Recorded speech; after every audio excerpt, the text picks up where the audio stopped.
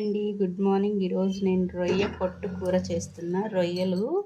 చిన్న రొయ్యలు నీట్గా క్లీన్ చేసుకుని కడిగేసి పక్కన పెట్టుకున్నాను. అలాగే ఒక 5 ఉల్లిపాయలు, 4 టమోటోలు, కొత్తిమీర చిన్నగా చాప్ చేసుకోవాలి. అల్లం వెల్లుల్లి పేస్ట్ దంచి పెట్టుకున్నా. ఇప్పుడు కర్రీ రెడీ చేసుకోవాలి.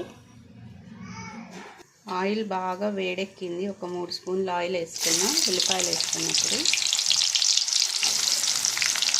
ఉల్లిపాయలు వేసుకున్నా కదా. ఇప్పుడు కొద్దిగా సాల్ట్ వేసుకున్నా.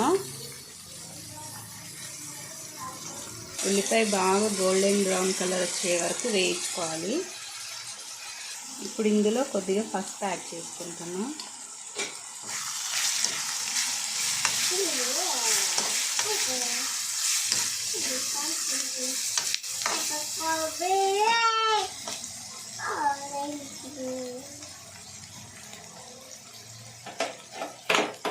అల్లం వెల్లుల్లి పేస్ట్ కూడా యాడ్ చేసుకుంటున్నాం. ఉల్లిపాయ బాగా ఫ్రై అయిందండి. అల్లం వెల్లుల్లి ఉల్లిపాయ. ఇప్పుడు టమాటో యాడ్ చేసుకోవాలి. టమాటో వేసి కలుపుకున్నాం కదా. 1 స్పూన్ కారం.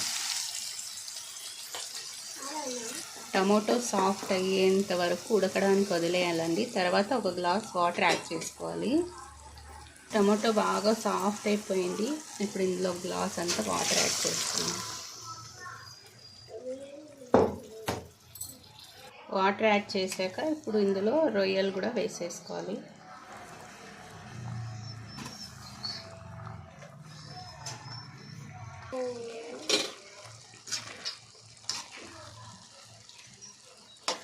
ఇంకొంచెం వాటర్ యాడ్ చేసుకోవాలి. కొద్దిగా రొయ్యలు ఉడకాలి కదా.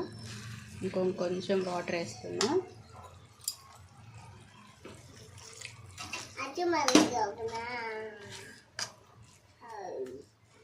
కావాలంటే ఇందులో బాయిల్ చేసుకున్న ఎగ్స్ కూడా వేసుకుని చేసుకోవచ్చు. కర్రీ చాలా బాగుంటుంది. ఇప్పుడు దీన్ని ఉడకడానికి వదిలేద్దాం. కొద్దిసేపు మూత పెట్టేస్తున్నా. ఇంకొద్దిగా వాటర్ ఎగిరిపోవాలండి. ఇందులో అసలు వాటర్ క్వాంటిటీనే ఉండకూడదు. కంప్లీట్గా ఎగిరిపోతేనే టేస్ట్. ఇంకా కొంచెం సేపు వదిలేద్దాం. అలాగే నీట్గా ఎగిరిపోయాయండి వాటర్ అంతా. ఇప్పుడు లాస్ట్ ఫైనల్ టచ్ కొత్తిమీర వేసేసుకుని దించేసుకోవాలి. నీళ్ళు ఉంటే అంత రుచిగా అనిపించదు. కంప్లీట్ వాటర్ డ్రై అయిపోయింది అనుకోండి, రైస్లో చాలా టేస్ట్గా ఉంటుంది. కలిపేసుకున్నాను. రెడీ అయిపోయింది కర్రీ. మా తమ్ముడికి, మా ఆయనకి చాలా ఫేవరెట్ డిష్ అనమాట ఇది.